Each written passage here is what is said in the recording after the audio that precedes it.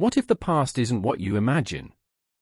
Not a linear march of events, but a vast, sprawling landscape, crumpled and folded by our own minds. We speak of ancient history as a single, monolithic epoch. A distant, homogeneous long ago. But this common perception? It's almost entirely wrong. A fundamental flaw in how we comprehend time itself. We flatten millennia. We compress epochs. And in doing so, we blind ourselves to the astonishing realities hidden within the historical record. What truly lies beneath this convenient narrative? Our minds seem to possess a peculiar mechanism for historical compression. Any event that occurred thousands of years ago tends to coalesce into one undifferentiated blob. Ancient Egypt. Ancient Greece. These terms evoke images of concurrent empires, interconnected cultures, shared timelines. Yet, the gaps. The staggering chasms of time that separate what we so casually group together.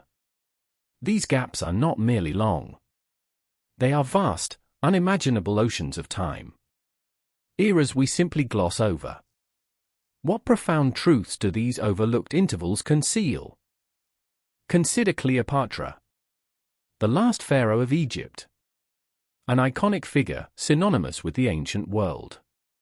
You picture her, perhaps, near the Sphinx, contemplating the Great Pyramids. A contemporary of their builders, surely?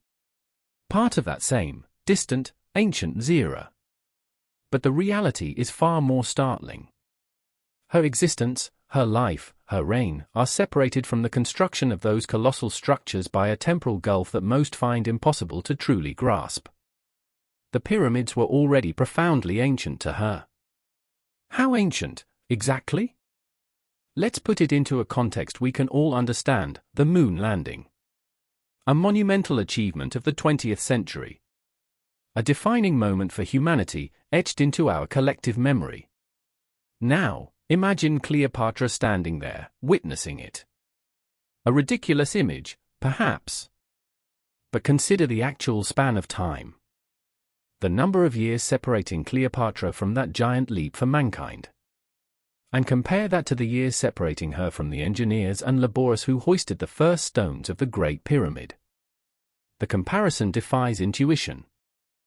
Cleopatra, the last pharaoh, died in 30 BC. The moon landing occurred in 1969 AD.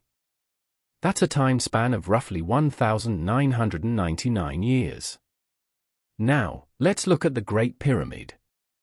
It was constructed around 2580 to 2560 BC.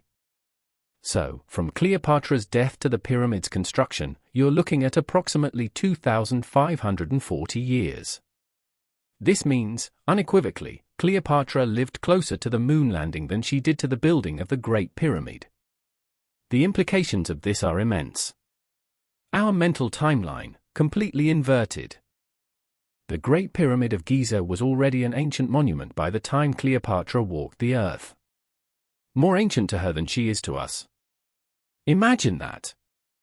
A structure so utterly timeless, it had already weathered millennia, witnessed countless dynasties rise and fall, before Rome even rose to power. Before Jesus Christ. Before the very concept of modern history began to coalesce. This isn't just a fun fact, it's a profound revelation about the scale of the past and our limited capacity to truly grasp it. What else have we miscalculated? Now, let's add another creature to this bewildering timeline. One that seems utterly divorced from human civilization, the woolly mammoth. A symbol of the Ice Age, of prehistoric wilderness. We picture them roaming vast, frozen plains, eons before cities and writing. Before history, as we know it, truly began.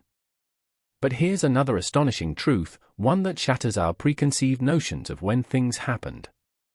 These majestic creatures weren't merely prehistoric. They were contemporaries of some of humanity's greatest early achievements. Still walking. Still breathing. While the Great Pyramid was being constructed, around 2580 to 2560 BC, the last populations of woolly mammoths were still alive. Not extinct. not relegated to a distant, forgotten past, separate from human ingenuity. Specifically, a relict population of mammoths on Wrangel Island, off the coast of Siberia, continued to thrive.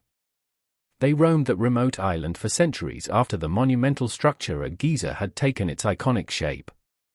Imagine that juxtaposition, the colossal monument and the shaggy beast. Both very much real. Both sharing a world.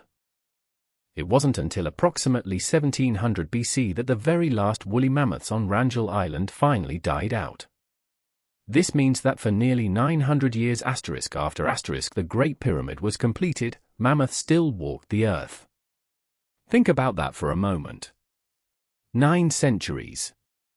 A span of time equivalent to the difference between William the Conqueror and us today.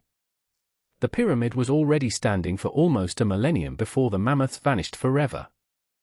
This is not the prehistory we've been taught to envision, is it? It's something far stranger. So, we have Cleopatra, closer to the moon landing than to the pyramids. And mammoths, alive when those pyramids were being built. These aren't isolated anomalies. They are symptoms of a widespread cognitive bias. A temporal collapse in our perception.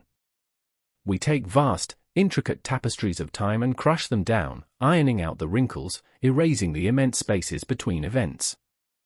Why do we do this? Is it a coping mechanism?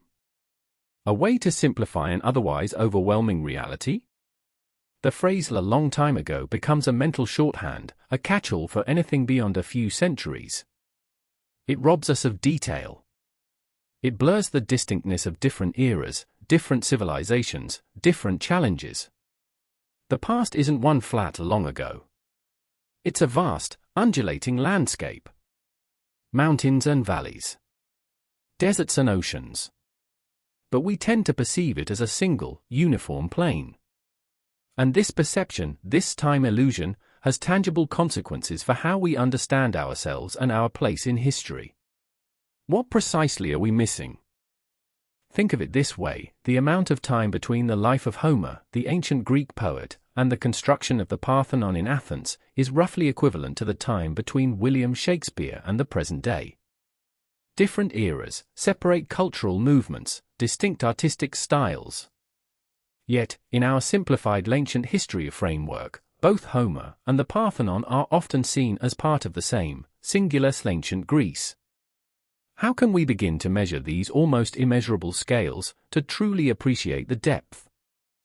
Even within the seemingly cohesive entity of the Roman Empire, similar vastness unfolds. The foundation of Rome in 753 BC to its western fall in 476 AD spans over 1,200 years.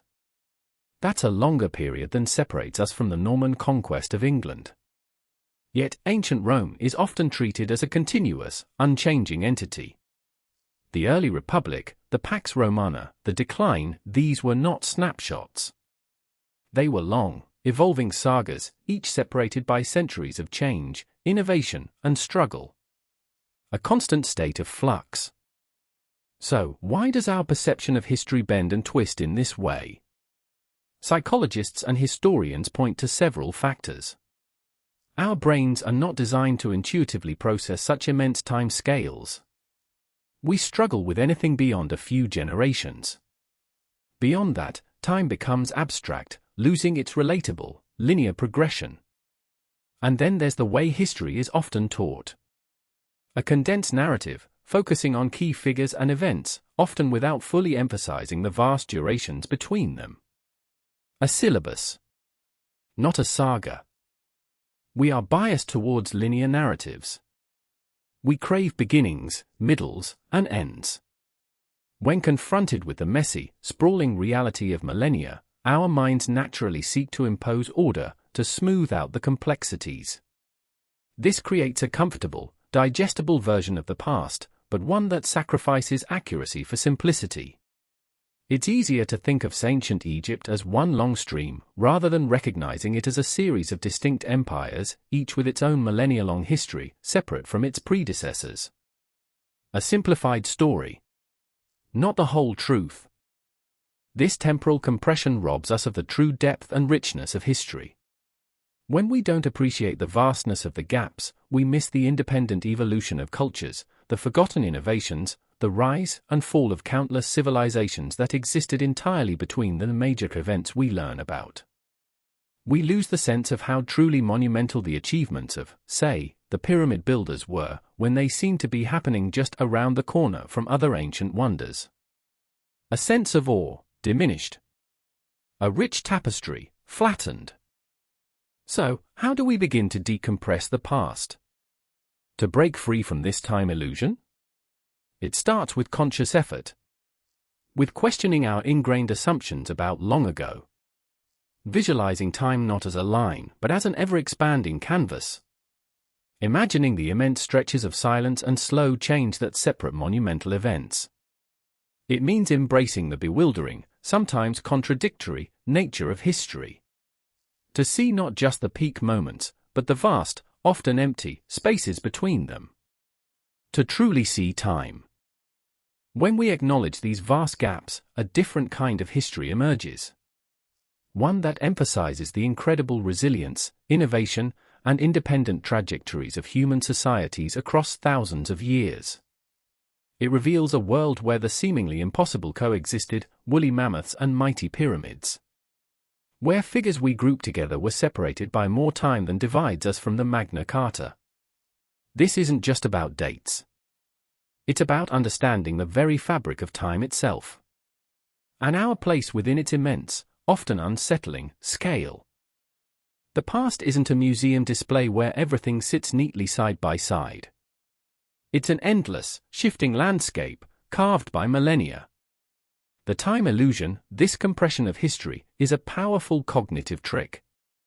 But by understanding its mechanisms, by confronting the staggering realities of the past, we can begin to appreciate history not as a flat narrative, but as the intricate, sprawling, and sometimes utterly bizarre tapestry that it truly is. We can see Cleopatra for who she was, not just a figure from ancient times, but a woman living in a remarkably modern antiquity. And the mammoths, they too, have their rightful place in our shared historical imagination. Not just as symbols of prehistory, but as fellow travelers on this planet, witnessing the rise of civilizations. The past, truly unveiled.